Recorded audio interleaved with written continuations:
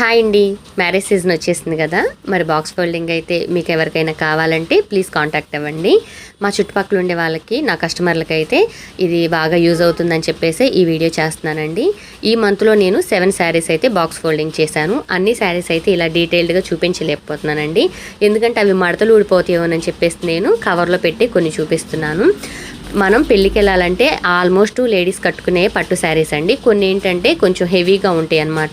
వాటిని బాగా ఎక్స్పీరియన్స్ ఉన్న వాళ్ళు కూడా అంత ఈజీగా కట్టుకోలేరు అనమాట. చాలా టైం పడుతుంది. పెళ్ళి అంటేనే హడావిడిగా రెడీ అయ్యి వెళ్ళిపోతాం కదండి. అలాంటి టైంలో మనకి box folding is best option అనమాట.